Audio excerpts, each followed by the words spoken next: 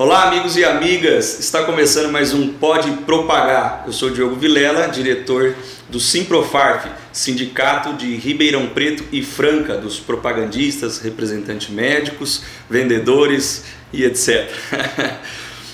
Hoje o nosso convidado especial, e mais que especial, é uma pessoa que vai trazer para vocês aqui muitos cases de sucesso e de inspiração, particularmente para mim, mas eu acho que vai ser para vocês, assim como foi para muitas pessoas aí. Então, o nosso convidado de hoje, sem muitas delongas, é o Carlos Alberto, mais conhecido como Caco. Caco, manda um oi pro pessoal aí. E aí, pessoal, tudo bem? Puta responsabilidade, né, velho? Você viu? Passaram grandes pessoas por aqui, grandes entrevistas, e muito obrigado pelo convite. Que bom que você aceitou, que bom que deu tudo certo. E Caco, para quem não sabe, o Caco puxou pasta há muitos anos como rap e gestor, e hoje ele é doutor, hoje ele é dentista. Dentista, saiu da propaganda para prescrição. E a gente vai contar um pouco dessa história, mas antes a gente vai bater um papo aqui pro pessoal te conhecer um pouco mais, né? Bacana, legal. E a primeira pergunta que eu faço para todo mundo, não vai ser diferente para você, é indústria farmacêutica. Lá atrás você ouviu falar da indústria e tudo, mas antes disso, qual foi o seu início no mercado de trabalho, sua formação, como que você chegou à indústria? Então, Diogo, antes de eu responder essa sua primeira pergunta, eu vou agradecer oficialmente o convite, parabenizar a toda a diretoria do sindicato pela estrutura que vocês têm aqui. Eu já tive a oportunidade de utilizar o ambiente aqui, o escritório do sindicato, para dar um treinamento, né, porque eu trabalhei na Mirades por último agora, o ano passado. E, cara, eu fiquei encantado com a estrutura que vocês têm e parabéns para essa atual diretoria. Não sei se por coincidência, mas a grande maioria é amigo meu. E aí eu me tornei, lógico, mais próximo dessa diretoria. Mas vocês estão fazendo um trabalho incrível. Você sabe que eu elogio e critico no mesmo nível. Se tivesse alguma coisa que não fosse bacana, eu já tinha falado para vocês. Com certeza. Bom, acho que eu comecei com quase todo mundo, cara. Comecei trabalhando em banco como estagiário, né? Meu primeiro emprego foi no SESEC, no Banco do Brasil, na Lagoinha, trabalhava na compensação. Entrava às 11 horas da noite, saía às 7 horas da manhã. Né? Ali eu estraguei o meu sono pro resto da vida. Até hoje eu não durmo direito. Foi um ano trabalhando de madrugada e minha aula começava às 7h30 da manhã, então eu ia até meio-dia e aí que eu ia dormir. Esse foi um ano. Tinha 16 para 17 anos. Esse foi o começo. Eu só vou fazer um aspas aqui, porque tem muita gente hoje que não sabe o que é o setor de compensação do banco. Como eu trabalhei no setor de compensação do banco... Alguém sabe o que é cheque? Nos horários mais ou menos complicados como esse, e até tinha compensação aos sábados às vezes, né? Sim. É cheque, galera. Então assim, você passava um cheque, teu cheque ia para um banco descontar, por malote ia para o banco de origem e lá acontecia a compensação. O tesoureiro olhava, tem saldo, não tem, compensa, carimbo. O Banco do Brasil era responsável por juntar todos os cheques emitidos de todos os bancos, separar por banco e devolver para poder fazer os pagamentos. Então a gente passava a noite inteira separando o cheque por banco e agência. Sim. E tinha que fazer bater as somas, chato pra caralho. Trabalho presidiário. Chato pra porra. E aí lá seguiu a vida? Aí tive a oportunidade para ir para agência, não mais no Banco do Brasil, porque eles não contratam, né, tudo concurso. E aí eu fui trabalhar de estagiário no Lloyds Bank, que não tem mais aqui em Ribeirão. Na verdade, não tem mais agência no Brasil inteiro, né? Eles têm uma unidade na Faria Lima, em São Paulo, que é um banco de grandes investidores. É tão grande o perfil do investidor que eu, como funcionário, todos os funcionários do Lloyds, a gente recebia pelo Itaú, a gente não tinha conta no Lloyds, porque a gente não tinha perfil para ser correntista do banco. E quando a agência fechou, o gerente me indicou para um amigo dele que trabalhava no Unibanco, ali na São Sebastião, em frente ao antigo Hotel Bradesco. E aí eu fui trabalhar no Unibanco ali da São Sebastião. Fiquei mais 2 anos ali. E eu ia a pé para o Lacerda, que eu fazia faculdade à noite. Então eu saía às 7 horas da manhã de casa e voltava às 11 horas da noite, batidão direto. E aí eu estudava com um rapaz chamado Eduardo. Eu acho que pouca gente lembra do Eduardo da BIC, de 96 isso. O Eduardo ele namorava a Clarinha, que era a gerente da CVC. E a CVC naquela época tinha lojas próprias e resolveu transformar tudo em franquia. A Clarinha, visão empreendedora, virou para o Eduardo, eles eram noivos, virou para o Eduardo e falou: vamos comprar, porque esse negócio vai explodir. E realmente explodiu. Era uma lojinha de nada, subindo a Independência, virou aquela mega loja lá em cima e tal. Mas para isso o Eduardo precisou vender o carro, a casa, precisou pedir demissão para pegar o acerto, foi aquele puta rolo. E eu aqui na cabeça do Eduardo, falei: Eduardo, o cara só andava de roupa bonita, só andava de carrão novo. Eu falei assim, puta, eu ralando, o troço não acontecia para mim, cara, eu já tinha filho, né? E eu falei: cara, eu preciso arrumar um negócio desse igual o Eduardo. O cara vivia bonitão, né? Aí o Eduardo, de tanto eu falar na cabeça do Eduardo, ele chegou para mim um dia e falou assim: você quer mesmo trabalhar na indústria? Eu falei: quero. Amanhã, 8 horas da manhã, você me encontra no escritório da CVC que eu vou te levar na casa do meu gerente. Eu falei: tá bom. Aí fomos. Esse gerente é o Paulo Mendes. Não sei se vocês lembram dele, filé de borboleta. Ele tinha mania de ficar roubando o mullet, assim. Era cara muito engraçado, muito gente boa. E me levou na casa do Paulo Mendes, entrou e falou: ó, Paulo, seguinte, já pedi minha demissão, tá aqui minhas coisas e tal. Esse aqui é o cara que vai ficar no meu lugar. Top. Esse foi meu processo seletivo. Se contar isso hoje, ninguém acredita, né? Não acredito. Não tinha Gump, galera. Não tinha 200 processos, foi diretão. Depois de passar por 835 etapas, você é negado porque você esqueceu de preencher um detalhe na página 1. Não, isso não tinha. E aí foi assim que eu entrei, né? Eu fui contratado no mesmo dia que o Eliezer, que o Lilica. Só que ele estava vindo da Behringer, eu acho. Estava vindo da Behringer, já com experiência. Aí eu entrei na equipe junto, nós dois fomos contratados. Aí tinha o João Carlos, que era o representante especial da linha Pantosol, que hoje está no marketing em São Paulo, não vou lembrar a empresa que ele trabalha. Quem mais tinha aqui? O Marco Aurélio, não sei onde o Marco Aurélio anda hoje, encontrei com ele em Bauru uns tempos atrás. E o Gilberto Tomadinha, em Araraquara, o Bertinho de Franca, a falecida Adriana Bigal. Não, perdão, a Adriana foi na Aption depois que eu entrei. Foi ela que me levou para a Aption, na verdade. E foi esse time que eu entrei, cara. E ficou na BIC, então? Fiquei na BIC.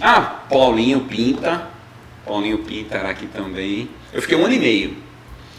Cara, e aí aconteceu uma das coisas mais pitorescas na minha vida na BIC. A gente foi chamado para uma reunião em Campinas, 1 ano e meio que eu estava na empresa. Chamado para uma reunião em Campinas, houve um remanejamento, o Paulo Mendes foi desligado, o regional foi desligado. Cara, fizeram uma lambança, aquelas lambanças que até hoje a gente vê até hoje acontecer.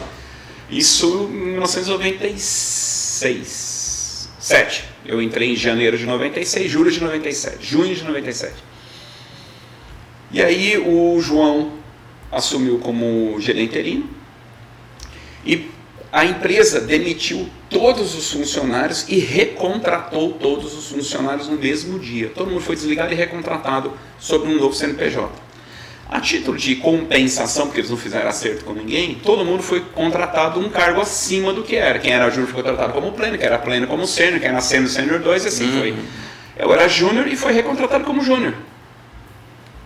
A minha equipe ficou revoltada, porque o trabalho estava acontecendo, o resultado estava vindo e tal. Eu lembro que o Paulinho Pinta, eu estava de carona com ele, a gente fez um bate-volta em Campinas. Cara, ele veio de Campinas a Ribeirão Preto falando que não se conformava, que isso não estava certo, não sei o que, blá, blá, blá. Mas Papai do Céu olha pra gente, né? Na semana seguinte, por isso que eu lembrei da Adriana, muito forte a participação da Adriana nessa história. Na semana seguinte, é lógico, quem que fica feliz com uma situação dessa, né? Eu tô ali na São José 10h40, a gente fazia normalmente a média do dia ali. E a Adriana, eu arrumando a pasta no porta-mala para entrar. A Adriana, tudo bem? Eu falei, tudo. Eu não conhecia ela, nunca tinha conversado com ela. Ela falou assim, eu sempre te vejo aqui. Você sempre vem, você sempre fala com todo mundo. Tipo assim, sabe? Você faz teu trampo, eu vejo o que você faz. Mas ela não falou isso. Falou, aí nós estamos com uma vaga na Aption, assim. Você teria interesse em participar? Cara, eu tinha acabado de tomar uma bolada nas costas. Lógico que eu tinha interesse de participar, né? Mais que normal. Só que era uma vaga para oftalmo. Né? E ela falou, você vai concorrer com gente da Allergan e da Alcon. Eu não tinha noção do que era isso que ela estava me falando. Essa é a verdade, por isso que eu fui tão tranquilo. Eu tinha 1 ano e meio de indústria, lá sei quem era a Alcon, quem era a Allergan. Eu vou concorrer com um cara, eu vou lá fazer o meu, né? E o GD era o PV. Né? PV. Paulo Vicente Fortunato Costa. Cara, esse cara mudou minha vida. E aí fiz o processo, foi dado prioridade para essa galera que era Alcon e Allergan, mas eles não aceitaram. Eles tinham uma condição melhor na empresa deles, uma empresa com tradição. Você entrar na oftalmologia para lançar o produto que a gente ia lançar, que era um colírio para glaucoma, a base de prostaglandina, que não era a base do tratamento, eram outras moléculas, os caras meio que falaram, putz, esse troço não der certo, dançamos, né? Meio cartucho. E eu não tinha nada para perder e fui, né? E embora. Aí Papai do Céu de novo foi lá e falou, vem cá, Tonguinho, vou te dar mais uma força. E me botou no caminho de um cara lá de São José do Rio Preto chamado Dr. Marcelo Mendonça, um glaucomatólogo lá do Instituto de Olhos de Rio Preto. Eu apresentei o produto pro cara, ele virou para mim e falou, funciona. Eu falei, doutor, tá aqui, ó. É o que os estudos mostram. Ele falou, eu vou avaliar. Eu peguei metade do meu plano de amostra e entreguei para aquele cara. E falei, seja o que Deus quiser. Porque além de eu ter que entrar na oftalmologia, só o cara que tratava glaucoma me interessava. Exato. E aí o nicho é desse tamanho. Em Rio Preto tinha 2, 3 caras, Ribeirão 2, 3 caras. Então, cara, e o Papai do Céu de plantão foi lá e o Marcelo Mendonça amou o produto. Tanto que um dos cases de sucesso que eu gosto de contar para todo mundo foi um projeto que a gente fez com o Charlatan, que era o nome do colírio, chamava Heavy Sampling. Que a gente tinha um problema que a amostra era refrigerada.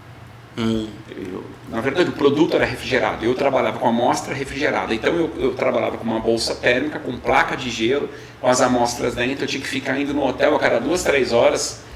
Trocar a placa de gelo e colocar no máximo meia dúzia de amostra ali para não ter perigo de comprometer, porque se ele chegasse à temperatura ambiente, ele começava uma degradação que não parava mais, não adiantava voltar no gelo.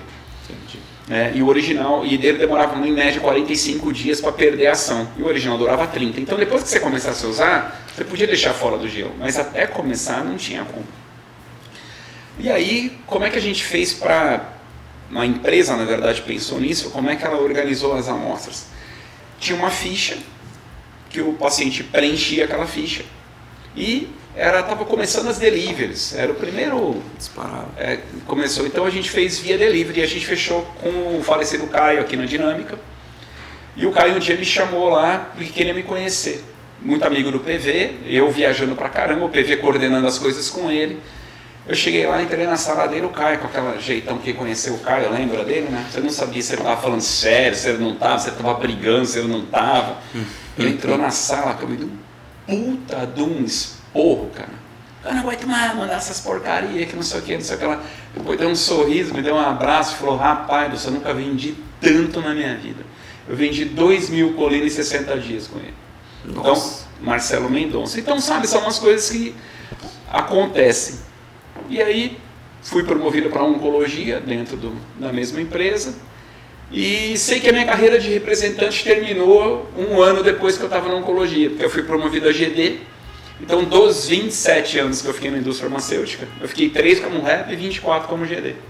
Que aí na oncologia aconteceram algumas coisas parecidas assim, em termos de dessas sortes que o Papai do Céu cuida para a gente chegar lá, e acabei sendo promovido a GD, né? Então, basicamente isso. Aí depois foram trocas, né? Aí tiveram fusões, aquisições, a Aptium juntou com a Cirle, virou farmácia. Aí entrou Celebra na jogada, porque a Cirle era o braço da Monsanto, então a pesquisa do Celebra veio pra gente. Aí a Pfizer queria comprar o resto da pesquisa, a farmácia não quis vender, a Pfizer comprou a empresa inteira. Aí eu passei a ser funcionário da Pfizer. E a Pfizer foi, cara, uma mega escola, mas a coisa mudou completamente de figura, né? Eu saí de uma empresa europeia, de perfil italiano, suíço e tal, para uma americana. Aí você aprende que a coisa é um pouco diferente, né? É faca na caveira. A pegada é mais... A pegada é diferente. Não vou me expor não, mas a pegada é mais... É meio punch o bagulho. Eu tô numa europeia hoje, né? Graças a Deus. É diferente a pegada. Diferente a pegada. Cacão, então, aí você passou, as suas últimas casas foram a Mirales, que você mencionou, né? A Mirales, na verdade, isso é o que aconteceu. Vou te contar um detalhezinho.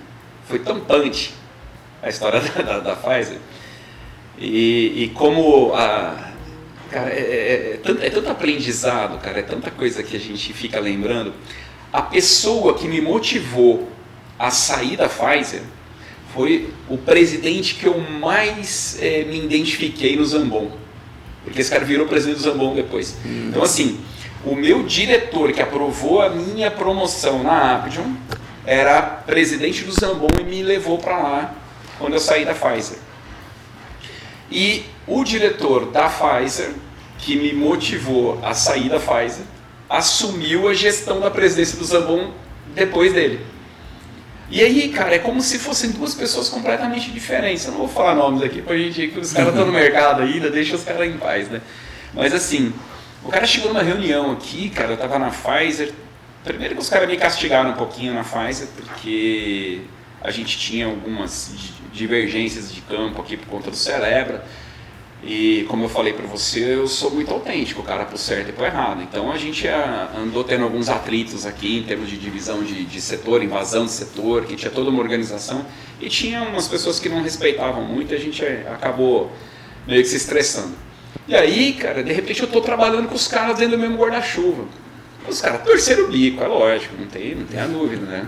Eu era a pessoa não grata lá. Aí o que fizeram? Me deram um time que na cabeça deles era o pior time que podia ter, que era o Ômega, que só tinha estagiário. Eu tinha 13 estagiários trabalhando comigo, não tinha nenhum representante. 13.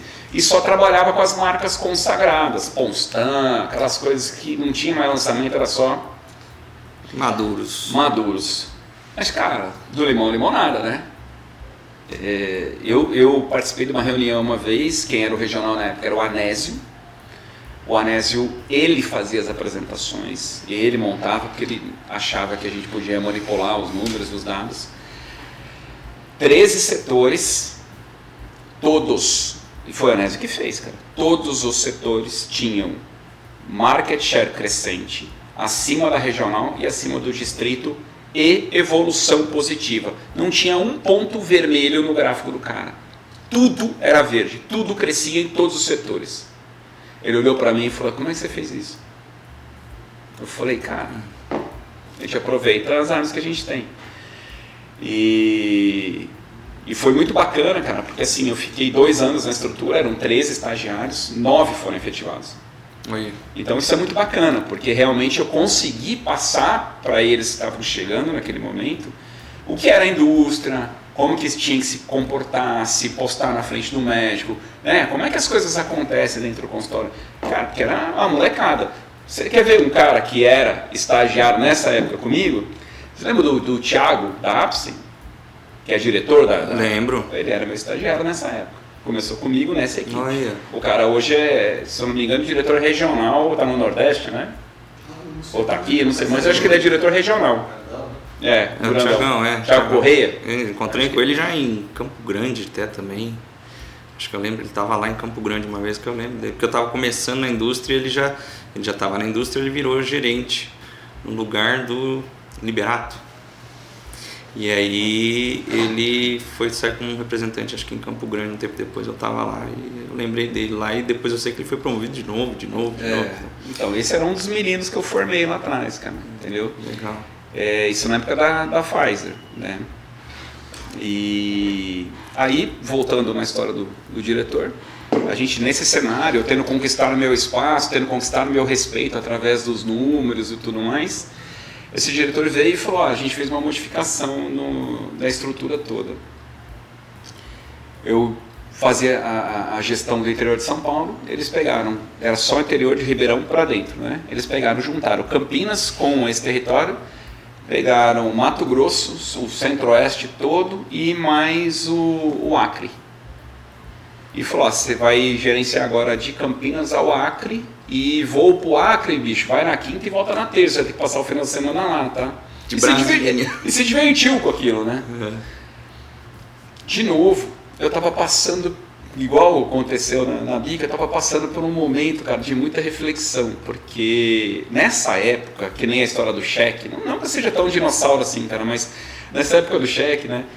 Na Pfizer a gente não tinha nem computador, nem notebook, era tudo na CI, era tudo num papelzinho, o malote saía segunda-feira, chegava na quinta, eu passava o final de semana trabalhando para poder despachar o malote na segunda. E num desses finais de semana, cara, meu filho, que você conhece a figurinha, o Luigi, ele entrou, cara, no meu escritório e eu não estava num momento muito imerso, eu estava mais tranquilo um pouco e tal. Ele entrou falando isso aqui comigo, te juro, cara, eu assustei com o tamanho do cara. Eu falei, puta, eu não tô vendo meu filho crescer, rapaz. Porque era, como eu falei, a pegada era diferente, era punch o negócio, né? E aí eu fiquei com aquilo na cabeça e falei, eu preciso dar um jeito nisso, né? Eu sou agarrado nos meus filhos pra caramba, adoro família, né? Então, aqui não me fez mal. Aí o cara vem e me dá uma dessa. Ó, você vai pegar o Acre.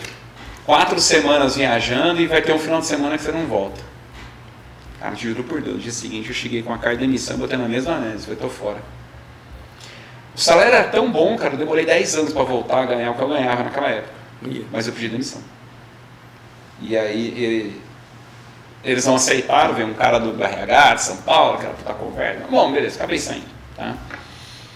Fiquei 1 ano fora, montei uma distribuidora junto com um amigo meu e perdi tudo que você pode imaginar com essa distribuidora, tudo. Foi apartamento, foi acerto, foi carro, foi tudo que você pode imaginar.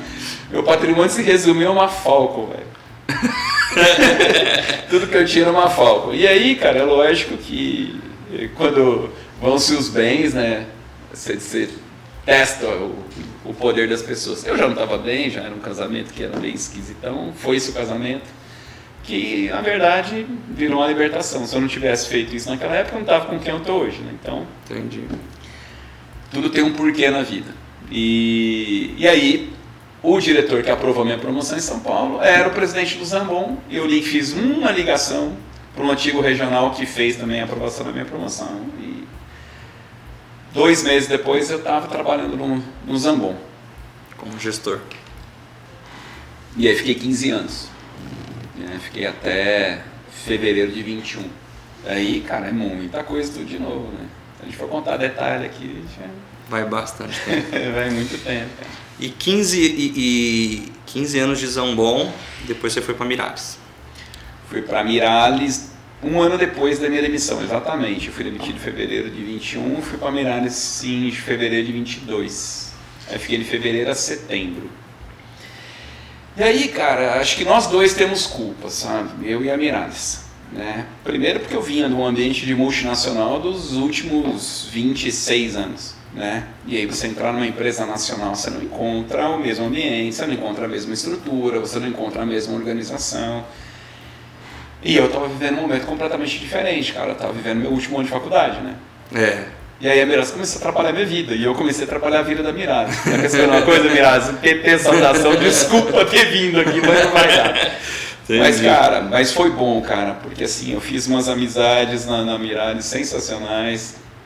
Cara, tem o Renatão de Campinas, cara, sensacional, o Bertolini de Rio Preto, que a gente se fala até hoje no WhatsApp. Bertolini é uma comédia, né? O nosso último podcast aqui foi com o próprio Hamilton, que tá lá, né? Exatamente, eu vi o Dragão, né? Dragão. Então você passou 4 casas.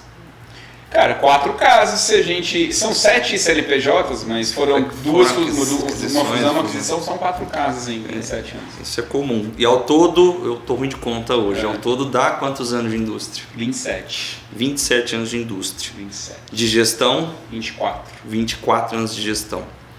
Eu sempre faço uma pergunta aqui, que eu vou fazer, não vou pular ela não. Nesses anos de propaganda e gestão, teve algum representante que você se espelhou? Teve aquela pessoa que você fala assim, puta, aquele cara, eu me espelho, eu quero fazer o que ele faz, porque ele faz bem feito, eu quero seguir os passos dele. Cara, na verdade, eu não sei se eu posso falar de uma única pessoa. São várias pessoas que eu tive como espelho, como modelo, porque quando eu fui contratado na BIC, o meu setor era HC, eu tinha 550 médicos no meu painel, e mais os postos de saúde que dava mais uns 80 médicos mais ou menos. E eu sou da época dos armários no corredor, né? A gente tinha o crachá da Reprofar para poder acessar lá, aquele esquema, né? E o meu armário ficava entre o armário do Eliezer, que é da SmithKline. Não. O Eliezer, ele era eu peguei ele na época da farmoquímica. Não, bem antes disso, cara. Ele que lançou, ele era do Moxil, do Plavulin, acho que era SmithKline, né? Ele virou GlaxoSmithKline, ele era SmithKline, ele foi antes da fusão. E da Glaxo era eu sou ruim de nome, o Marinho. Lembra dele, do Marinho? O meu armário era entre os dois. Então assim, e tinha o Robertão, que ficava do lado do livreiro, na entrada da pediatria. Livreiro. Eu adorava encher o saco do Robertão, pai do Carlão, né? Eu já entrava gritando no corredor, eu vou! E ele falava, vovô também! Cara, esses três e mais um monte de gente, João Camisola, uma galera que vivia lá dentro do HC, mas em especial Eliezer e Mário, cara, esses caras me pegaram pela mão, né? Eles me mostraram quem eram os médicos. Lógico que eu fiz propaganda para enfermeira, é lógico que eles deram muita risada na minha cara, é óbvio, né? Eles não perderam a oportunidade, me enganaram, falando que o médico era outro e tal. Mas beleza, mas o relacionamento que esses caras tinham com o médico, a forma como eles tratavam os médicos, né? Me espelhei demais na forma como eles dois trabalhavam, né? Porque, dois gentlemen, né? Uma educação, uma fineza, uma forma de atender, era diferente. Então eu acho que esses caras, assim, eu devo muito do que eu copiei em termos de relacionamento com o médico, tratamento com o médico, a propaganda, eu devo a esses dois caras. Legal, bacana. E aí uma pergunta também, muito anos de gestão, você teve os seus pupilos, né? Eu não vou pedir para você enumerar todos os pupilos, porque aí vai dar aquele choque de ciúmes em alguns aí, né? Então não vou te pôr nessa saia justa. Mas teve algum que você... já estou fazendo o que eu disse que não ia fazer, mas dentre aqueles que você mantém contato até hoje, que você conversa, que você encontra, então assim, vão existir vários nomes. Quais seriam essas pessoas que você olha e fala assim, aquele ali eu peguei na mão, eu mostrei muita coisa, não sei, Karnal disse, no ambiente profissional sou um filho de muitos pais, porque eu tenho vários pais, né? Várias pessoas que contribuíram. Não vou dizer que foi especificamente você, mas você olha aquela pessoa e fala, aquela pessoa ali já me pediu conselho, às vezes pede, tem esse tipo de perfil. A gente interfere e é interferido na vida de muitas pessoas, né? Então, assim, filosoficamente, a gente é a média das pessoas com as quais a gente convive. Então, por isso que é importante, cara, a gente ter amigos sempre melhores que a gente, né? Ou que pensam de forma diferente da gente, para a gente sempre ter essa tendência de crescimento e de melhora de vida. Cara, tem muita gente que trabalhou, né? Mas eu falo assim, vamos pensar nos caras que hoje estão assumindo posturas de gestores e tudo mais. Marião trabalhou comigo, Mário Eduardo Ferreira. Não sabia. Hoje é P&G que ele tá, né? Procter Gamble, Marião. Procter Gamble, Zóio de boneca. Zóio de boneca, cabelo de bacalhau, né? Tinha um médico que adorava pegar no pé dele e falou, para de balançar, Marião, não consigo prestar atenção na propaganda. Marião, desculpa, tinha que contar isso. O próprio... Tem que falar Pinheiro, né? Não pode mais falar Panela, ele fica Pinheiro, chateado. porra. O Panela é meu amigo de terceirão, velho. Eu nunca imaginei que um dia a gente fosse trabalhar junto. Ele era Cílio, eu era farmacia, quando fundiu ele veio pra minha equipe. Então assim, gestor hoje. Um puta gestor. Eduardo Calderari, lembram dele? Que era trabalhava com o Celeb, era parceiro do Panela aqui em Ribeirão. O Eduardo está em São Paulo, diretor da linha de oncologia. Então, são pessoas assim, falam que eu formei? Não, mas de alguma forma eu não atrapalhei. Né? Os caras continuaram, né? Pude colaborar, somar com alguma coisa. O Fabrício Moreira, cara, ele é diretor da oncologia, eu acho que ele está na Moksha hoje. Fabrício. A irmã dele foi Fernanda, a irmã dele, eu acho que eu sei que é, mas foi eu não sei se rap tá na também. Bom, não lembro. Tá lá também. Ah, ele foi recentemente pra Moksha, é isso? Não sei quanto recente, assim, não lembro. Mas acho que eu sei. São pessoas que... Cara, Yuri, peguei o Yuri, ele era fraquinho. Nem tinha aquele corpinho, era gravetinho. Olha, mal alimentado, tadinho, cara. Magrinho. E olha onde tá o homem voando, né, cara? Forte, parece um touro de forte, não para de ser promovido. É legal, cara. E assim, são várias pessoas, a memória tem que ficar fresca.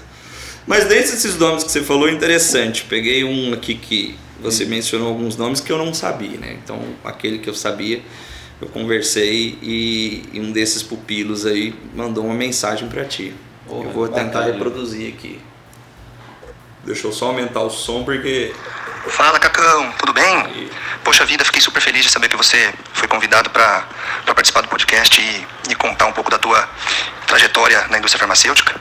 Claro que muita gente já conhece, né? Mas é legal compartilhar nesse formato, porque eu tenho certeza que vai inspirar muita gente. Muito feliz de saber das etapas novas da tua vida aí, que com certeza serão muito bonitas também. E agradeço a oportunidade de mandar essa mensagem, agradecendo a influência que você teve na minha carreira, que eu tenho certeza que também teve na carreira de vários outros profissionais aí que trabalharam contigo, né, como colegas, como integrantes das tuas equipes, viu? Obrigado por tudo, valeu, abraço. Tá aí, gente. Que bacana a mensagem do Yuri, cara. Do Yuri. Muito legal, muito legal. Lupino aí, um puta cara top, assim, né? Sensacional, cara. Sem falar dele. Bacana que a gente é lembrado de uma forma positiva, cara, porque assim, um dia a gente vai deixar esse plano, né? E segundo o que dizem, a gente só morre quando a gente não é mais lembrado. Verdade. Enquanto eu estiver na memória das pessoas, eu vou estar vivo. Então, se pelo menos mais uma geração e meia aí, eu vou estar vivo na mente das pessoas, né? Eu só espero que demore um pouco para ir embora. Tem bastante coisa que eu quero fazer aí. E é o seguinte, são várias e várias perguntas que a gente tem aqui num cenário de indústria farmacêutica. Uhum. Né? Então, assim, enquanto entrou casa, a primeira propaganda, mas devido ao tempo, eu vou pular essas etapas e fazer aqui aquela menção assim. Primeiro, você já falou alguns desafios que você passou, que foi a migração de... Vou pular essa pergunta, não vou saber te dizer se foi o principal, mas se não foi, pode mencionar qual foi. Uhum. Qual foi o seu principal desafio enquanto indústria farmacêutica, como um todo? Tudo aquilo que você... Acho que você mencionou, teu filho não viu crescer, e, puta, eu me peguei na mesma situação uma vez. Qual que foi assim, você falou assim, cara, eu tô me desafiando, mas eu preciso superar isso. Foi o teu principal desafio na tua carreira aí nesses 27 anos? Ô, Diogo, a gente passa por muito desafio, cara. Mas eu acho que se adaptar ao ser humano é o maior desafio que a gente enfrenta, assim, rotineiramente. A função de gestor, cara, era uma função, eu diria assim, a gente é meio que um amortecedor. Tá? Você tem os representantes embaixo de você, te botando pressão, porque eles demandam recursos, eles demandam soluções, eles demandam informação, e você tem acima de você uma gestão de primeiro nível, te cobrando resultado, te cobrando performance. A gente não precisa falar sobre as bases da gestão, de pessoas e tudo mais, mas, porque a gente já sabe como é que isso aí funciona, né? Eu não posso pegar a pressão que uma diretoria impõe sobre mim como gerente distrital, ou que uma gerente regional impõe sobre mim como gerente distrital, e repassar isso para o representante. Se eu fizer isso, aí que eu acabo de ver isso com o cenário todo. Então, o desafio, eu diria para você que foi o maior e foi por todo o tempo de gestão, é saber que língua que o representante quer ouvir, e cada um deles fala uma língua diferente. O que eu falo para o Diogo não é o que eu falo para o Nelson, que não é o que eu falo para o Luiz, que não é o que eu falo para o... Entendeu? Entendi. A mesma informação eu tenho que passar para você, para ele e para ele. Mas eu tenho que falar a tua língua, eu tenho que falar a língua dele, eu tenho que falar a língua dele. Se eu fizer uma comunicação única para vocês três, a única certeza que eu tenho é que vocês vão entender coisas diferentes. Entendi. Então, esse é o grande desafio. Como a gente sabe que turnover é uma coisa constante, eu estava sempre tendo que aprender uma língua nova, porque chegava um representante novo, eu tinha que entender como é que aquele representante funcionava. E o inverso é válido. Trocava um gerente regional, trocava uma diretoria. Cara, esses 15 anos de Zambon foram 5 presidentes. Então, você imagina você se adaptar a uma filosofia nova imposta pelo presidente que chega. Aí ele vai e troca o corpo de marketing. Aí ele vai e troca o regional. Aí ele vai e troca os distritais. E você no meio daquilo, cara. Você tem que sobreviver a isso tudo. Então, como é que você sobrevive? Você tem que se fazer entender e tem que compreender o que é dito para você. Entendi. Que é o que a galera fala hoje de atualização, né? De você incorporar a nova filosofia. É isso, cara, é sobrevivência. É uma constância. É uma constância. E perde quilo, hein? Porque deve ser complicado, cara, né? Não é... A partir do momento que você também, aquilo fica uma coisa, vamos dizer assim, já rotineira para ti. Não dá para dizer que fique, né? Acho que eu me expressei errado. A situação ela se torna rotineira, mas a pessoa em si não dá para te dizer que a língua ela veio falando, né? Se é A, B ou C. Mas, cara, cada hora é uma coisa diferente. Mas vira um KPI pessoal, né? Então, assim, a minha capacidade de me adaptar a qualquer tipo de pessoa hoje é muito grande. Entendi. Minha esposa brinca, sempre fala, você fala qualquer língua, né? Eu sei me comunicar com qualquer tipo de pessoa, porque a vida profissional me obrigou a ser assim.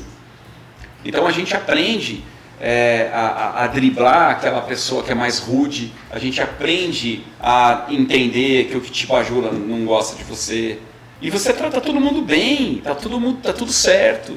Entendeu? Você fica vacinado contra isso tudo, você pega o traquejo do negócio. E falar que eu não uso hoje, lógico que eu uso a meu favor. Entendi. Lógico que eu uso, né? Muito bom. Não erra a facada, que eu vou esquecer. É a história da facada. Você não conta a história da facada?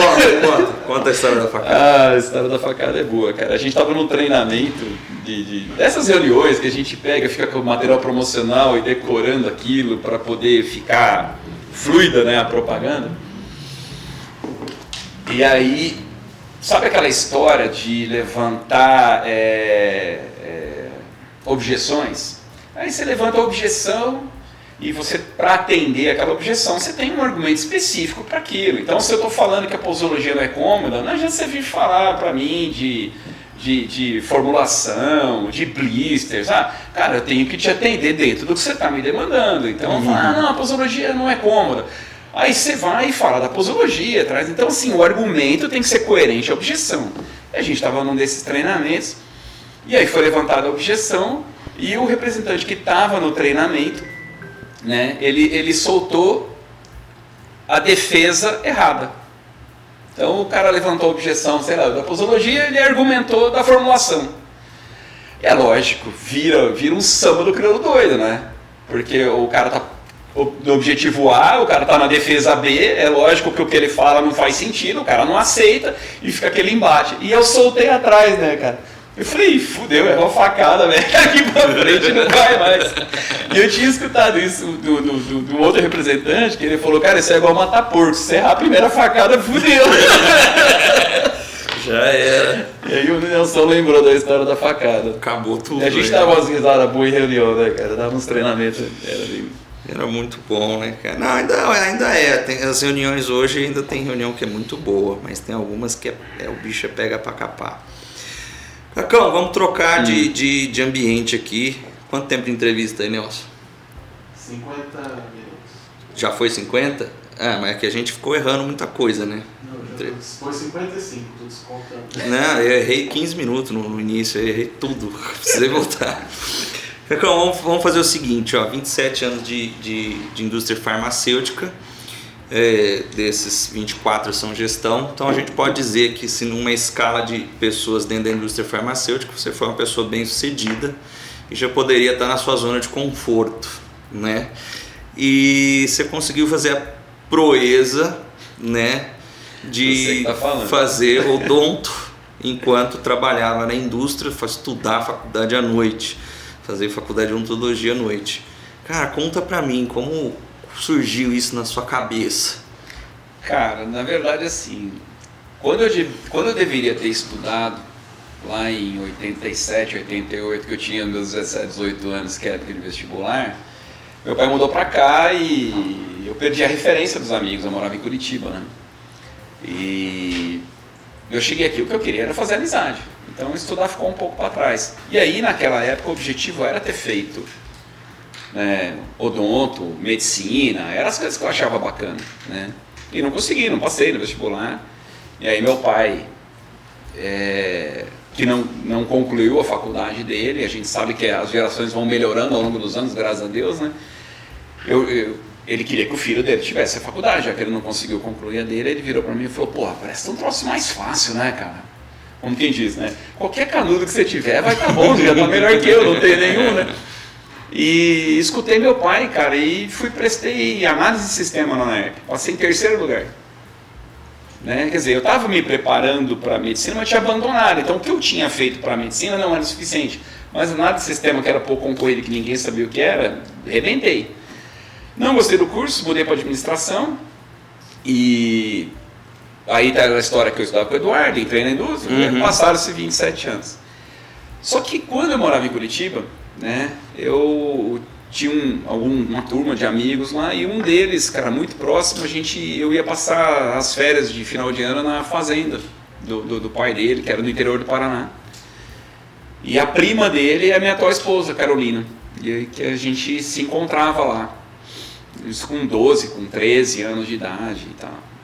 E ficava aquela coisa assim, a mãe da Carolina, extremamente enérgica, a mãe do Alaor, que é o primo dela, que me levava para lá, extremamente enérgica, elas falavam assim, vocês fazem o que vocês quiserem, mas se vocês relarem na Carolina, eu mato vocês. Então a Carolina era um troço, era um bibelô de porcelana que ninguém relava, não podia pôr a mão. Então por isso que nunca aconteceu nada com a Carolina, mas tinha aquela paquerinha, aquela coisa. Aí eu fui o pai de debutante dela, né, eu que dancei os 15 anos, a valsa lá na cidade, uma Tibagia cidade. E aí, logo depois, isso foi 86, mais ou menos, 88 eu vim embora pra cá. Eu fui reencontrar essa galera em 2007. Por que eu estou te contando isso? Porque a Carolina é dentista. Então, quando a gente se reencontrou, cara, tava com essa... Cara, ficou aquela história, falou, porra, a mina fez odonto, eu não, né, cara? Puta trouxa que eu sou, né? E ficou aquela coisa, né? Então a gente começou a namorar, né, ela lá, aí ela tinha arrumado um emprego em Joinville, eu aqui em Ribeirão, cara, comecei a fazer ponte aérea para Joinville e tal. E eu vendo o estilo de vida dela, que eu falei, puta, mas eu gostei desse negócio, né? Como é que eu vou, né? Como é que eu vou dar um jeito nisso? Palestrando na ORP, falando de Spirofem para dentista lá. As meninas que trabalham lá, me ajudando a montar o cofre do intervalo, uma virou para a outra e falou assim, você viu que a UNAERP abriu uma turma noturna para o ano que vem? Terminei aquele cofre, fui na UNAERP e me inscrevi no vestibular. Você está brincando? 2017. E fiz a faculdade. E viajando 3 estados. Porque aí eu fazia a gestão do sul de Minas, né?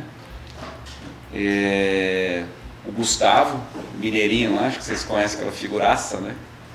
O Gustavo era da minha equipe. O Gustavo também é um case muito bacana de relacionamento, cara. Mas fica para um outro momento, eu conto, cara. Porque o Gustavo, ele veio completamente desmotivado pro time. Só fazer um parênteses rapidinho, já que eu falei do Gustavo, né? Ele veio completamente desmotivado pro meu time. O Gustavo também ele vai assistir. Porque o Gustavo era do sindicato e o gerente dele tratava ele como se ele não trabalhasse.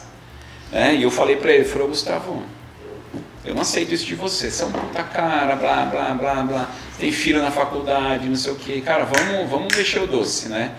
E 2 anos depois o Gustavo ganhou 20 Tori, né? 20 Tori, pra quem não sabe, eu tô chegando agora, oi. Sabe aquele dia que dá tudo errado? Foi hoje. É tranquilo. 20 Tori é a maior premiação que tem dentro da Zambon, tá? E o Gustavo ganhou o 20 Tori 2 anos depois. Então, assim, isso prova que a gestão, cara, é relação humana. Gestão não é outra coisa, gestão é relação humana. Então, o cara que era tido como o problema da equipe, que foi transferido para mim como, sabe, transferência de problema, passaram o macaquinho, né? Elevou o share da minha equipe absurdamente e ganhou um dos maiores prêmios Não, e ainda hoje ele é destaque em tudo. É destaque. Então, e é um cara que eu estimo demais. O Gustavo é um cara que é gente boníssima. E aí, passei no vestibular, de novo, sem estudar. Não tão bem, passei em 25º, tinham 40 vagas, mas tá bom, passei na frente de 15. E aí comecei essa história de fazer a faculdade à noite. Eu tinha que viajar. Então, cara, eu puxava aula para sábado de manhã, para poder ter janela para dormir, fazia bate-volta. Inclusive, eu quis entrar por causa disso. A gente marca. Quando eu entrei na Zambon, tá fazendo 4 anos, o Capo que me contratou. E vamos fazer evento, consegui uma verba, tá? Que era muito difícil verba, ainda é. Marquei um evento. Cara, vamos ter um evento, tá, uma noite, os médicos top, beleza? Aí o cara falou, não sei que hora que eu vou. Eu vou, mas não sei que hora que eu chego, eu tenho um compromisso. Beleza. Chegou tarde, mas chegou. Marcamos outro evento. Não, eu vou, mas não sei que hora que eu chego. Falei, sei lá, deve ter no terço dos homens, deve ter no salão, sei que lá, na maçonaria, sei lá, algum compromisso, né? Então, beleza. Aí foi. Aí depois de algum tempo que eu fui descobrir que ele estava indo na faculdade, por isso que ele chegava tarde nos eventos. Então, assim... Mas chegava. Sabe, era um propósito seu, nunca interferiu no trabalho, tanto é que tinha evento, você não precisava estar, mas mesmo assim você ia. E a hora que eu fiquei sabendo, eu falei, filha da mãe, é isso, é por isso que ele não tá vendo. Mas, pô, eu errei na beca hoje? Não, eu que errei, eu não trouxe a blusa do sindicato. Posso ser julgado por uns, talvez aplaudido por outros, mas, cara, eu tomei a decisão de não contar pra ninguém que eu tava fazendo faculdade por 2 motivos. Primeiro, não transformei ninguém que trabalhava comigo em cúmplice. Ninguém precisava mentir falando que eu não sei de nada, ninguém precisava mentir porque realmente não sabia de nada. Então, se eu não conto pra você que eu estou fazendo faculdade e você é questionado, você vai falar a verdade, você vai falar que você não sabe.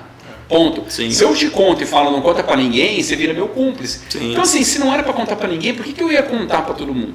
Primeiro ponto. Sabe? Eximir a responsabilidade de todos sobre isso. Primeiro ponto.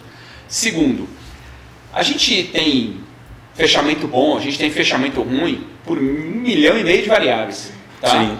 E que muitas vezes a gente não sabe por que foi bem e não sabe por que foi mal. Na maioria das vezes. A gente põe a culpa no receituário, na captação, no market share, na distribuidora, na falta. Cara, tem 1 zilhão de desculpa pronta para isso. Mas se a diretoria soubesse que eu estava fazendo faculdade, o mês ruim era por quê? Perdeu o foco. Estava na faculdade, perdeu o foco. Então, sabe, foi uma preservação minha e da equipe. Sim. E não adianta eu não contar só para minha equipe, eu não posso contar para ninguém, cara, porque eu não vou contar para minha equipe e conto para todo mundo. Exato. Eu tenho os 2 que sabiam, entendeu? Eu não vou entregar os caras hoje não, mas tinha 2 que sabiam que eu fazia faculdade. Hoje a gente sabe, porque a pessoa fala assim, eu já sabia. Não, mas hoje todo mundo já sabia, né, Blake também? Eu acredito em todo mundo. É que na minha concepção... Mas, cara, fácil não foi. Não, eu tô tentando entender ainda essa questão, porque assim, a gente tem os nossos convívios e as nossas experiências enquanto pessoas, né? Uhum. E eu lembro que quando eu entrei era estagiário, eu trabalhava de dia, fazia faculdade à noite, e minha filha pequena e tal. Rapaz, eu olho para trás e falo, como é que eu consegui? Porque se fosse hoje eu não iria conseguir. É que você tá bem mais velho hoje, né? Também. Porque eu não iria, de verdade. Eu ia falar, que não dá. E aí eu falo assim, como é que como é que o Caco conseguiu fazer odonto? Porque é foda, velho. E... É que não é um curso Exato. fácil de fazer. Eu fiz administração e eu posso fazer a comparação entre os dois por ter feito as duas coisas. E assim, eu sou formado em administração e quando eu falo para quem me pergunta, fala, o que você acha de eu fazer administração? Eu falo, cara, faz contabilidade. Por um único motivo, cara. Administração não te dá profissão. Sim. Você tem que ter uma profissão. Te dá tudo, mas não te dá nada. Exatamente, você fica especialista em quase nada. Sabe aquela coisa? Você tem que mergulhar 10 metros de uma única coisa para ser bom nela. Na administração você mergulha 10 centímetros em tudo que você puder imaginar. Você não é bom em porra nenhuma. Isso. Você é pitaqueiro de tudo, mas não é bom em nada. Então, você acaba se tornando o que o mercado te oferece de oportunidade. Calhou de vir parar na indústria farmacêutica? Bacana. Poderia ter sido qualquer outra coisa. Porque o curso que eu fiz não me preparou para nada.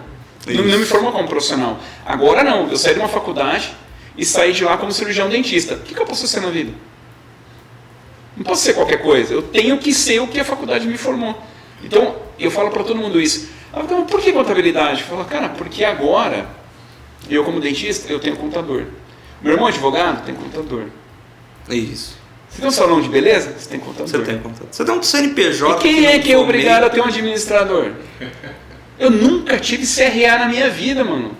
Hoje eu fui buscar meu CRO. Ó. Cara, eu te juro por Deus, cara, eu tô ficando velha mesmo, viu? Tá. Você sabe por quê? Eu sentei dentro do carro com essa porcaria na mão, cara, eu chorava que nem criança. Aí. Ainda bem que a foto ficou escura, ficou bonita. Fui eu que fiz a foto, né? Eu dei um trampo Dá um nela. foco na câmera mais perto. Peraí, sabe? Aí, galera. Cara, eu chorava que nem criança. Agora não é segurando. mais Caco, Doutor Caco. Dr. Carlos. Dr. Caco, pô, Caco. Que é assim, por isso que eu falei no início do Pode Propagar que é uma coisa mais de inspiração e incentivação. Porque às vezes a pessoa quer fazer uma aposta, porque é bem isso que você disse. Às vezes a gente eu sou formado em ADM, então quando eu entrei para fazer estágio, eu fui para banco. E lá em banco, você passa no trainee em diversos departamentos. Cara, eu gostei de seguro porque era comercialzão, vender seguro. E eu via que as pessoas mais introvertidas não tinham habilidade de vender. E aí eu vendia melhor e falei, pô, eu vou abrir uma seguradora até na época, né? E depois eu falei, vou me especializar nisso. Acabou que eu fui para a indústria farmacêutica por outras variáveis, né? E falei, pô, eu vou fazer uma pós em marketing. Fiz pós em marketing, então me especializei, porque a pessoa que eu tinha que me especializar em alguma coisa para estar na indústria. Depois eu fiz outra em gestão, depois eu fiz outra, a mais recente foi em farmacoeconomia, porque aí você já entra um pouco mais no ambiente, vamos dizer assim, de acesso e outras Mas coisas. que tem muito a ver com a história profissional tua. Exatamente, mas você é aquilo que o mercado demanda e eu ofereço. Não foi aquela coisa que vou fazer em bolsa de valores, não é o meu nicho, mas existe, eu posso fazer, mas eu trilhei conforme o mercado pediu e a oportunidade surgiu. É bem isso. E aí eu falo assim, bom, eu segui a tendência, eu segui o rebanho, assim, né? Fui me especializando, mas eu falo assim, mas porra, o Caco nada a ver com nada. Ele foi lá e fez odonto, e conseguiu, e fez, e tá aí, né, Dr. Caco, e assim, eu não consigo em sã consciência, mas já foi difícil para um caralho, desculpa a expressão. Foi Ô Diogo, mas cara, eu vou falar uma coisa pra você, velho. Teve a oportunidade de trabalhar um tempo comigo, eu sou apaixonado pelas coisas, né? Eu não me proponho nunca me propus a fazer qualquer coisa só pra fazer, né? Eu não vou lá colar figurinha no álbum. Nunca fui assim, nunca consegui ser assim, né? O que te moveu a fazer a faculdade quando você era estagiário é a mesma paixão que me moveu agora. A gente é movido a paixão, o ser humano é movido a paixão, né? Aí você vai falar assim, pô, então você atingiu o teu objetivo, você fez a sua faculdade. Cara, não adianta ser dentista se eu não for especialista? Exato. Tá, é a próxima pergunta. Eu tô com 52 anos, tá? Então assim, você pega um moleque que se formou, moleque não, pega um cara de 52 anos que nem eu tenho, que fez tudo no tempo certo, tá? Esse cara saiu da faculdade com 22, 23. Esse cara tem 30 anos de odontologia nas costas. Eu tenho 3 meses. Então, como é que eu vou concorrer com um cara desse? Né? Eu tenho que mergulhar, eu tenho que continuar mergulhando, eu tenho que continuar buscando o tempo que eu perdi, esses 30 anos que ele percorreu de odontologia que eu não percorri. Aí eu tenho que fazer o quê? Me diferenciar. E como que a gente se diferencia? Por que você foi fazer a farmacoeconomia? Para trabalhar com linha governo. Mas você viu o quê? Tinha pouca gente que manjava. É um nicho. É um nicho? Eu tenho 27 anos de indústria farmacêutica. Querendo ou não, a gente vira meio... Não vou falar médico pra gente não ofender os caras, que eles são muito melhores que a gente. Mas a gente vira meio curandeiro da família, não vira? Não vira curandeiro? Para não falar que nós somos médicos da família, a gente vira meio curandeiro da família. Todo mundo liga, pergunta, tô com dor, toma isso, passa aquilo. A gente começa, né? E a gente... Cara, esse ambiente clínico, ele invade a gente. A gente fica meio... Vira meio prescritor, fica fácil fazer diagnóstico. Você já começa a juntar sintoma. Você começa a achar medicão mesmo, cara. Você começa... E até e me atrevo a dizer, com um certo embasamento. Não é machismo. Não, com bom embasamento. A gente lê trabalho clínico pra caramba, a gente vive situações pra caramba, a gente discute com o médico pra caramba, a gente acumula conhecimento pra chegar nessas hipóteses diagnósticas e prescrever. Isso é tranquilo. Isso aí tem um caminho fundamentado. A gente não tirou do nada isso. E isso virou um diferencial dentro da faculdade. Na matéria de DTM, que são as doenças temporomandibulares, que é bruxismo, apertamento, tá? Porque isso é muito clínico, né? Isso tem fundo psicológico, isso tem muita coisa. E o manejo disso é muito em cima de medicamento. E aí, quantos especialistas em DTM tem no Brasil hoje? Menor ideia. 750 especialistas no Brasil. Quantos implantodontistas tem no Brasil hoje? 19 mil.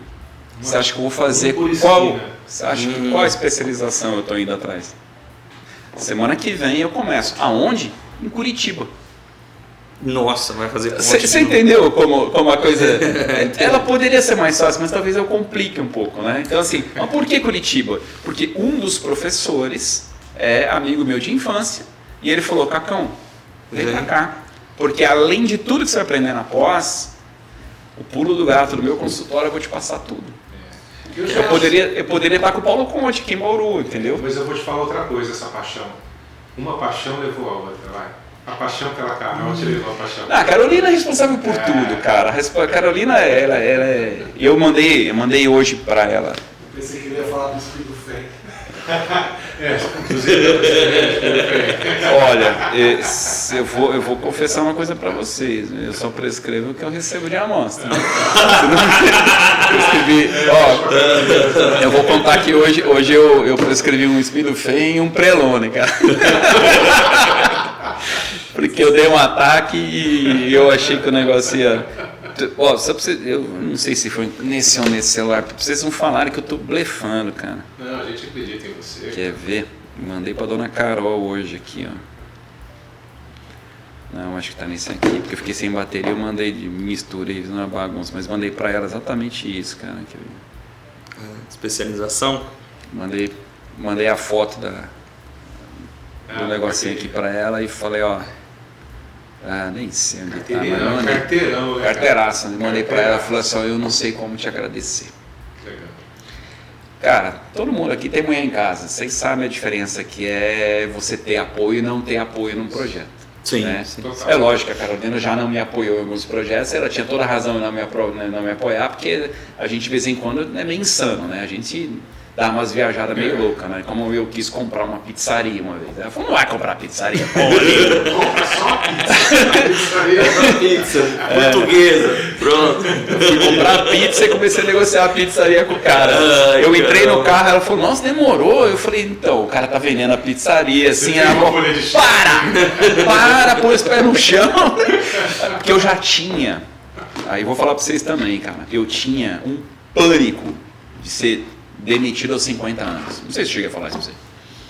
Mas eu falava pra todo mundo, cara, a indústria farmacêutica, ela tem por hábito olhar pros caras de 50 anos e mandar tudo embora. E aí eu ficava, tá vendo?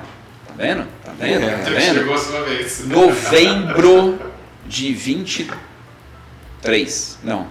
22. Novembro de 20, perdão, sou de 70. Novembro de 20. Eu fiz 50. Fevereiro de 21 fui desligado. E foi uma coisa... Se o universo atrai, eu fui responsável por isso. Porque fui eu que falei que eu ia ser demitido. Se os fazer alguma coisa, jogar na Mega Sena, quem sabe? Tá, merda. Mas um conhecimento mínimo de estatística, você sabe que isso você pode usar uma das probabilidades. Né? Observacional, é só você ficar olhando. Mas a questão também, quando vem a linha de corte, né? Porque não foi o teu caso, não foi nenhum de alguns que a gente vê que teve o porquê. Foi aquela questão numérica, a gente tem 300, precisa baixar para 250 colaboradores, vamos fazer a fusão aqui, cortar aqui, aumentar setor. É poético, lindo, te agradeço, obrigado, puta brother que você é, velho, mas é o seguinte...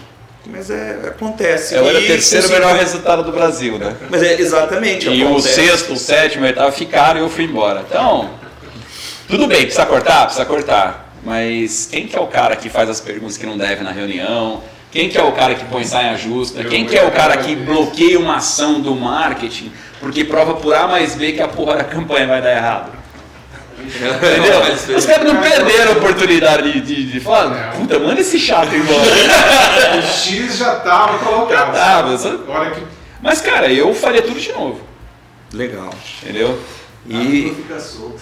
A língua fica solta. Chega uma hora que... Chega uma hora que você não tem mais fígado para digerir algumas insanidades, cara, que vem de marketing. Desculpa, galera, mas... Tava na hora de eu ter saído mesmo. Você tá fora, cara, você pode falar o que você quiser. Eu tô fora. Então, você sabe que eu vim... Você sabe que quando a gente teve o primeiro bate-papo, eu falei, porra, bicho, eu tô tão desprendido da indústria farmacêutica, eu tenho medo do que eu posso falar, né, cara? Eu tô me infiltrando, assim. Vamos fazer um bate-bola aqui. O que você falaria para quem tá começando agora no... Para quem está começando na indústria farmacêutica. Tá. Primeiro ponto é o seguinte. Não se deixar envaidecer por todo o envolvimento que a indústria dá em termos de carro, salário, benefícios, tá? Entenda que tudo na vida é passageiro. Tudo, 100% de qualquer coisa é passageiro, tá? A gente no ano seguinte não é mais o que a gente era, a empresa no ano seguinte não é mais o que ela era, o médico não é mais o que ele era, tudo muda o tempo todo. Então, não se deixe envaidecer por isso, tá? Cresça pessoalmente, a ponto de você poder ter a tua autonomia. Você imagina eu hoje, vou fazer 53 agora em novembro, você imagina eu hoje, dependendo de ter que me recolocar no mercado? Não é fácil. Cara, é triste.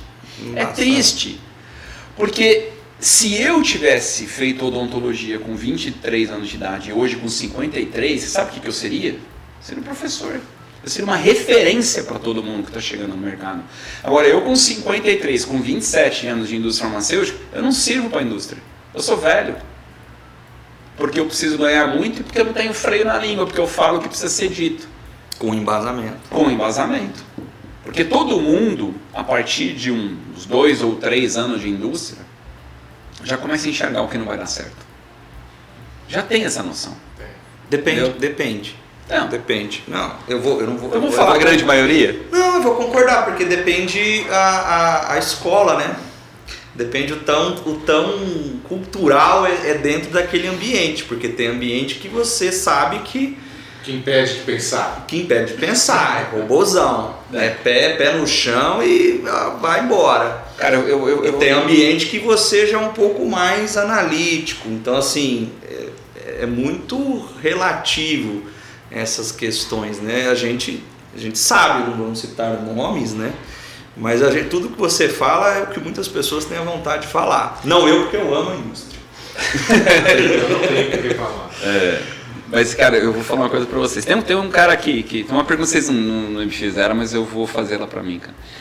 Tem um cara que profissionalmente, como gestor, vocês me perguntaram como representante, mas como gestor, cara, um cara que eu diria que foi meu pai, velho, na boa, que é o PV.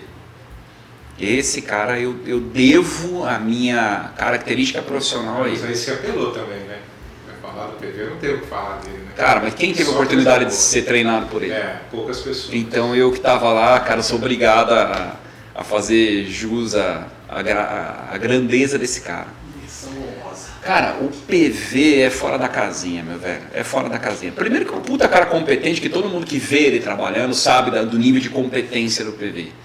Mas, cara, poucos tiveram a oportunidade que eu tive. E eu vou te falar, a convivência que eu tive com o PV foi tão intensa que quando o PV foi promovido e foi para São Paulo, que ele assumiu um cargo na Matriz, ele me colocou no lugar dele, eu fui fazer job na Matriz, que era um projeto que eles estavam desenvolvendo naquele momento, que todos que iriam assumir o cargo de gestão iam passar 3 meses em job na Matriz para entender como é que a Matriz funcionava. Esse meu job durou quase 1 ano, por conta de falta de gente na Matriz, e eles entenderam que eu estava conseguindo tocar a equipe bacana à distância. Então eu fiquei. Eu ia segunda-feira, 7 horas da manhã, de carro, com o PV, ele dirigindo, eu ia de carona com ele, aí eu ia conversando com o PV até São Paulo. Nossa, olha que oportunidade. Né? Passávamos a semana dividindo o quarto do hotel, jantando. Cara, você tem noção da imersão de PV que eu tenho na vida? Fantástico. E voltava na sexta-feira fazendo o balanço da semana. Então a gente ia fazendo projetos da semana e voltava fazendo o balanço da semana. Com feedbacks todos os jantares. Quem teve essa oportunidade? Por isso que eu falo. E se não tivesse sido o PV, cara, tivesse sido outra pessoa, talvez eu não fosse quem eu sou hoje. Provavelmente. Pelo tamanho da influência que o PV teve na minha carreira profissional. Com certeza. E eu diria que ele me modificou como pessoa, cara, porque quem me pegou no começo da carreira como rap, nos primeiros anos de gestão, cara, eu peço desculpa, tá? Porque, bicho, eu era faca na caveira, velho, eu workaholic total, pra mim o dia tinha 30 horas, eu era muito insano, tanto que hoje eu tento segurar meu filho, que é xeroquinha minha, né? É igual, uma energia que eu não sei de onde tira. E o PV que me mostrou o caminho de canalizar essa energia. Falou, cara, calma. Dá uma segurada. Cada um é de um jeito, cada um vai fazer de uma forma. Não é porque você gosta de focar a amostra e você gosta de fazer evento que você está certo ou que você está errado ou vice-versa. O importante é o resultado. O importante é o resultado. Mas quando você tem uma experiência de sucesso com A, sucesso com B, sucesso com C, sucesso com D, e isso foi te levando em 3 anos a te colocar como gestor, você acha que o que você faz está certo. Uhum. E aí eu fiz essa cagada há alguns anos na minha vida. E até que o PV falou, não é assim. Então o PV, cara, ele é um cara que ele me pôs no colo algumas vezes, me puxou a orelha, me botou de castigo, sabatinou, mas, cara, com aquele carinho, com aquele amor que ele tem para as pessoas, aquele acolhimento, aquele envolvimento, que você fica até com vergonha de reagir. Sim. Né? Você não fala pro cara, não, eu sei. Cara, você não é homem de falar eu sei pro PV. Entendeu? Você fala, você tem razão, PV. Né? Então, assim, PV, obrigado, velho, de coração. E vamos voltar um pouquinho mais na pauta lá Tá chegando a 1h30, tá? do Donto. Vamos finalizar aqui. Hoje você divide consultório com a Carolina, minha esposa, que é a dona de tudo. E ela te deu todo o apoio porque eu perdi o fio da meada aí. Você encontrou com ela e surgiu a oportunidade de fazer o Donto, ela te apoiou nessas viagens. Apoia, assim, apoia, toda Carolina, aquela questão de tô com dúvida nessa matéria e pau. Tô com sempre dúvida junto, aqui, pau. Sempre junto, sempre me orientando. E vou te falar, eu sou meio Caxias para estudar, né? Eu gosto de estudar, eu gosto de ler. Sabe que eu sou técnico pra caramba, eu vou lá no detalhe do produto, ganhei médico várias vezes por detalhe técnico de produto. Então assim, a Carolina, na verdade, bicho, ela me coloca no eixo, na transição da teoria para a prática.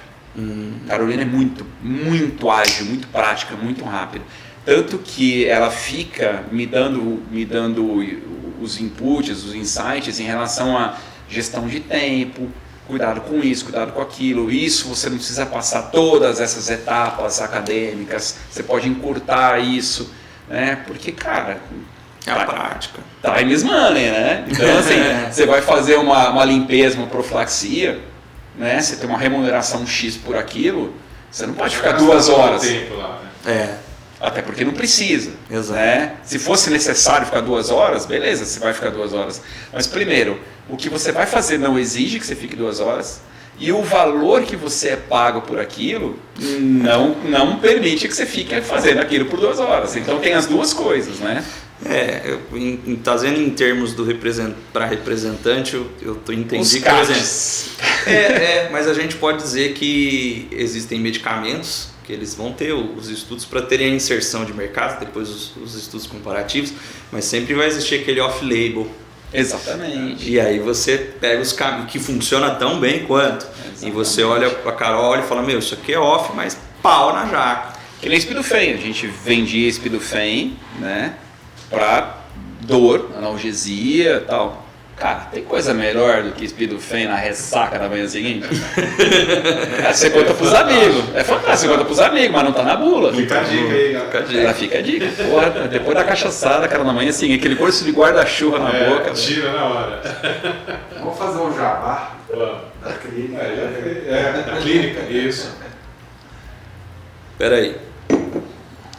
Vamos só fazer um adendo aqui. A gente está falando da pessoa.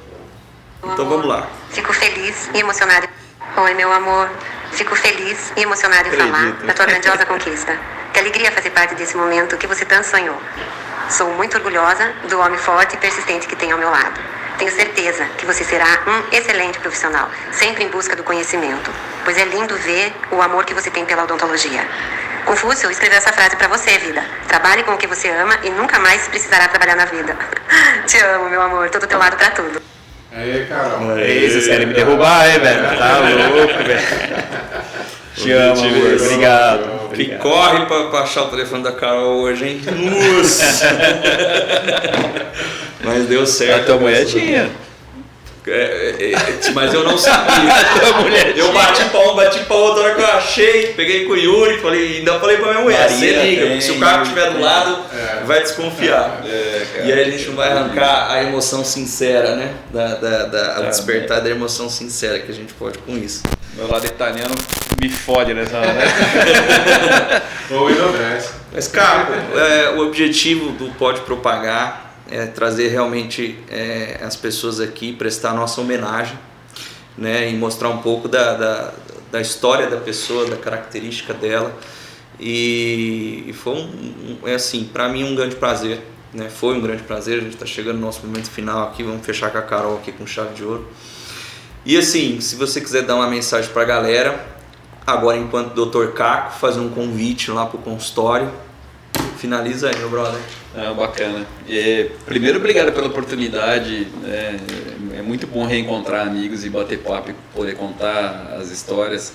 Eu tinha muita história engraçada para contar, né, cara? Mas acho que o Dragão bateu minha carteira, eu não vou vir aqui repetir a entrevista dele, cara. Porque a gente passa por umas coisas muito engraçadas na carreira aí.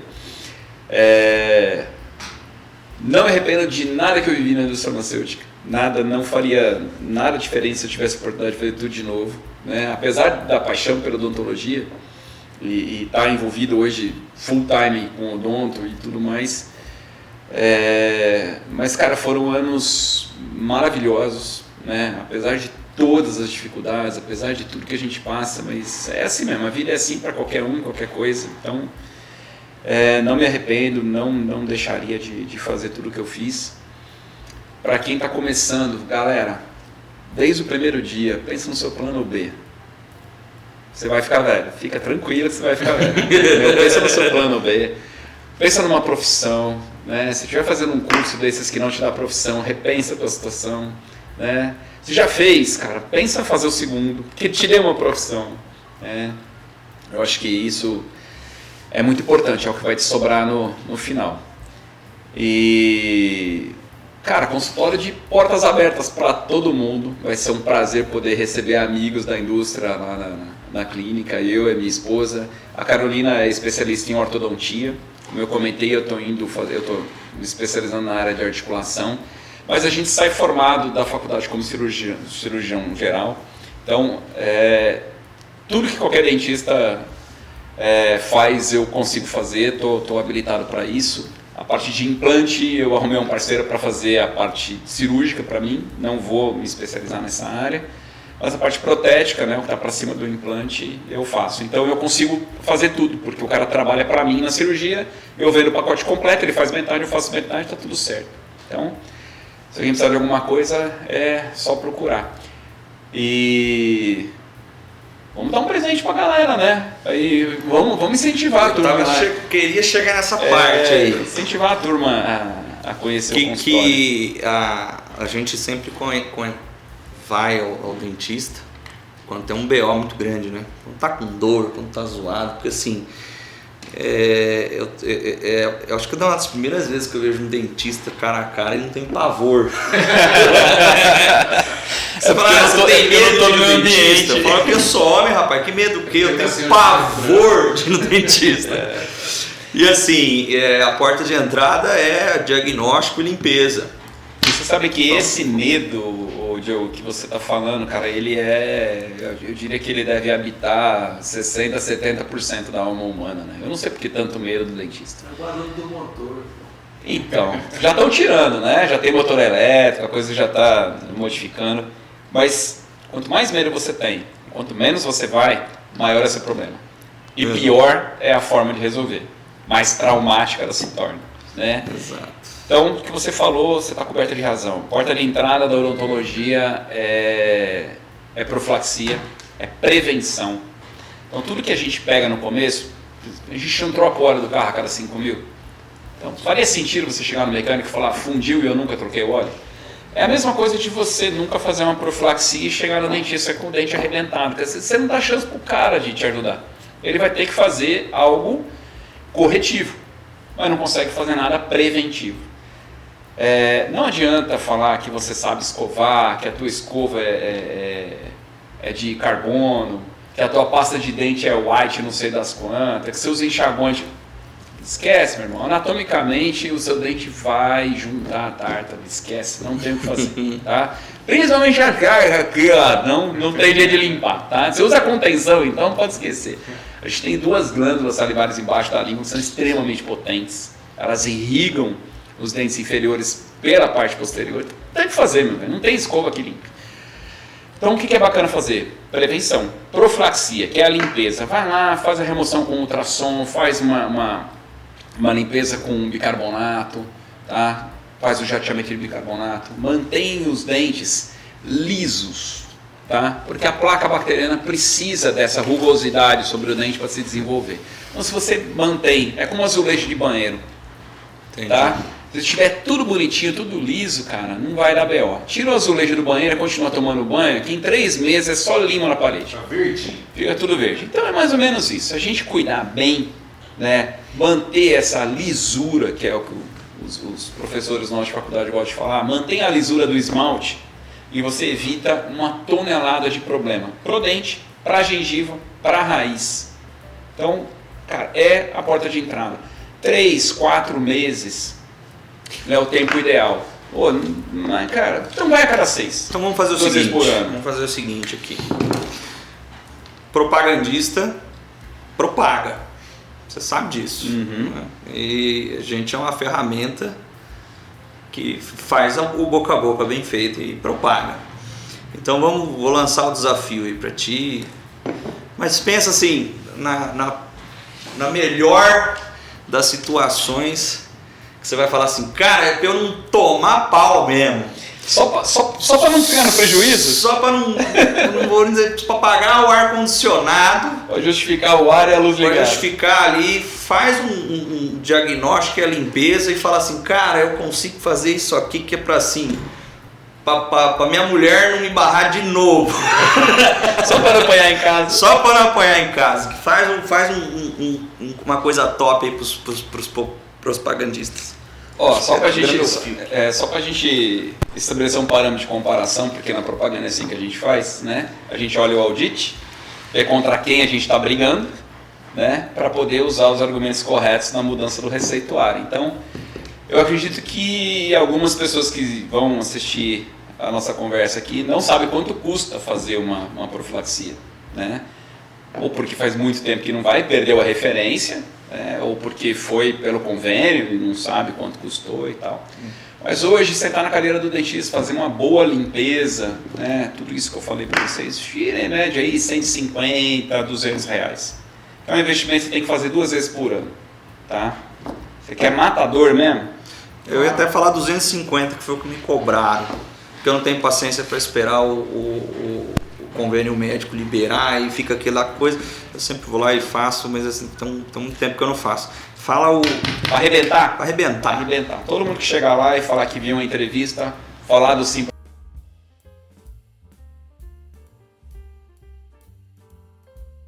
É fera, então 18 mil BTU comendo lá dentro da sala. Broquinha. Vai com blusa de frio, porque lá o negócio faz avaliação, faz limpeza, jato de bicarbonato, tudo bonitinho, não vai economizar em nada. Porque quem for e viver a experiência... vai falar positivo, com certeza. Os que gostarem, falem bem. Os que não gostarem, guarda pra si. Não precisa contar pra ninguém, não. E se não quiser fazer comigo, não tem problema. Doutora Carolina tá lá. Às vezes as meninas não se sentem confortáveis. Doutora Carolina também está à disposição. Não, legal. Eu falo pra ela que eu vendi o serviço dela assim, e ela se vira. Pô, galera, é menos que um ticket. Vamos É isso aí. para cuidar da higiene bucal, assim. Eu sou o primeiro a me cobrar, já estou marcando horário. Então, sim, parceria do Vamos começar por você, então. Vambora. Fechou? Então, eu vou filmar e postar. A gente posta isso aí. Mas você não vai falar pra ninguém se eu tenho Karen, não, né? Você vai Não vou falar pra nada. gente. E vamos editar, tá? Todos os gritos, a gente edita, Não, vê só a parte amiga, boa. amiga tem que esperar na mão. Fotografo tarta.